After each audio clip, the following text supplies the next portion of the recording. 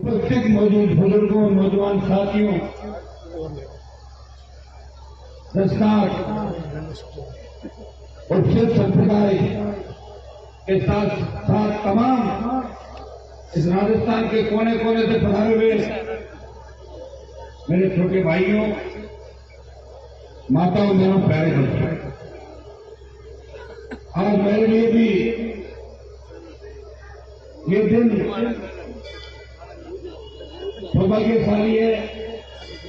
सौभाग्यशाली हूं, आप सबने मुझे याद किया और आज से कुछ साल पहले, 3-4 साल पहले एक बड़े कार्यक्रम के शेषनाथ जी के दर्शन करने आया था। तभी बड़ा मेला था और शेषनाथ जी की कृपा के बाद जब मैं आया, मैं हमेशा उस समय भी तीसरे मोर्चे की बात कह के गया था।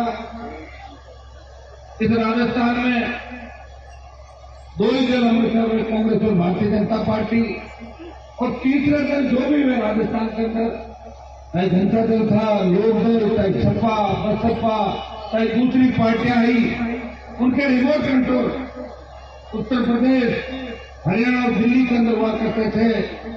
मैं कृष्णा जी महाराज को बहुत मानता हूं और मेरा जब विधायक था, आपको पता, 5वां सीधा की जो असल पीठ है शिवपुर विधानसभा क्षेत्र के अंदर आती है, तो मैं हमेशा तेजा जी महाराज के जयकारे के साथ कृष्णा जी महाराज का जयकारा हमेशा हर अब भाइयों, एक नई पार्टी बना के राजस्थान के नौजवानों को संदेश दिया और देश के अंदर आज भी जब बात करती है लोकसभा के अंदर, सेंट्रल लेवल में जब गपशप चलती है पार्टी की, दूसरी पार्टियों में नेताओं की, वो एक ही बात कहते हैं, राजस्थान में 2 ही पार्टियां हैं, लेकिन हनुमान जी की आगे की पार्टी जो किसानों के जवानों की है, भाइयों, लोग टिकट लेने के लिए दिल्ली और जोधपुर के बीच लाइन लगा के खड़े रहते हैं और आपकी जो खुद की पार्टी है, विजयपाल ने आपको सारी बात बताई थी कि सबसे ज्यादा नौजवान नेता अगर राजस्थान में तैयार किए वो हनुमान गढ़वाल और राष्ट्रीय लोकतांत्रिक पार्टी ने राजस्थान में सबसे ज्यादा नए नेता तैयार किए, हर जाति हर वर्ग के नेता तैयार किए।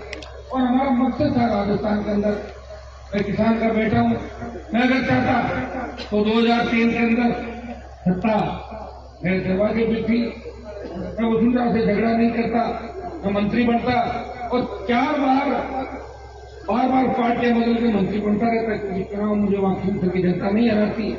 और दिल्ली में भी आपने देखा, जब देश में किसानों का आंदोलन चल रहा था, या तो सत्ता से दूर अकाली हुए, अकाली तो लंबे समय तक सत्ता के अंदर थे, 50-60 साल तक मुख्यमंत्री उनका परिवार रहा, लेकिन दूसरा उत्तरी भाग के अंदर अगर किसान का बेटा सत्ता को ठोकर मार के अपने भाइयों के बीच सड़क पाया तो नागौर का शासन था, उसने मोदी और अमित शाह की सत्ता को छोड़ के किसानों का साथ दिया।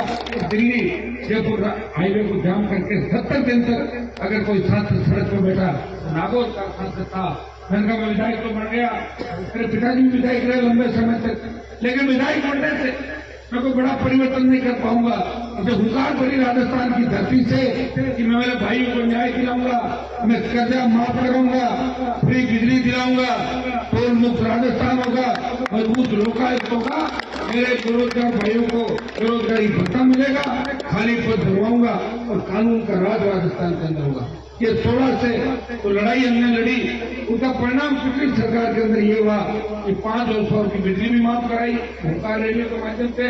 बीकानेर के अंदर से मैं रैली करने आया था, तब आपके इलाके के अंदर आया था, आपने ऐतिहासिक रैली बीकानेर के अंदर कराई। मैं तो ऐसी रैली कर पाया और मैं, मुझे नहीं लगता भविष्य को बीकानेर उस रैली की पुनरावृत्ति करेगा।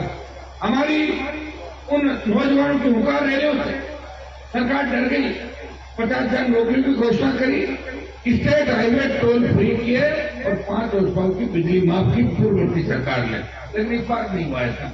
इस बार आप देख रहे हो जो हालात है, आपसे कोई छुपे नहीं, कोई सीएम रहना चाहते हैं, कोई बनना चाहते हैं, दूसरी जो पार्टी है उसके एक दर्जन सीएम के चेहरे हैं, जनता की चिंता किसी को नहीं।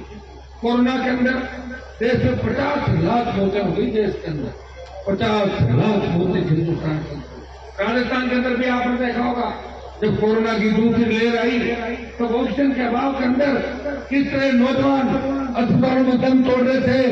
पहले कोरोना के अंदर हमने देखा था कि किस तरह दूसरे राज्यों से लोग, ये हमारे समाज कैंपट हैं, इनके पास की सिफारिशें आती होगी कि साहब लाइसेंस दो, हमें यहाँ के आने का परमिट दो राजस्थान के अंदर। किस तरह की दुर्घटनाएं हुई, किस तरह लोग अपने गांव और अपने इलाके के अंदर, आप सब एक ऐसा मंजर हमने देखा था।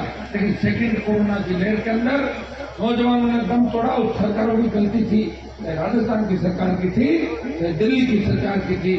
समय रहते अगर ऑक्सीजन की व्यवस्था हो जाती, वेंटिलेटर, रेमडेसिविर इंजेक्शन की व्यवस्था हो जाती, तो हमें 50 लाख नौजवान और हमारे लोग देश को नहीं छोड़ने पड़ते। इसके लिए भी सरकार जिम्मेदार थी।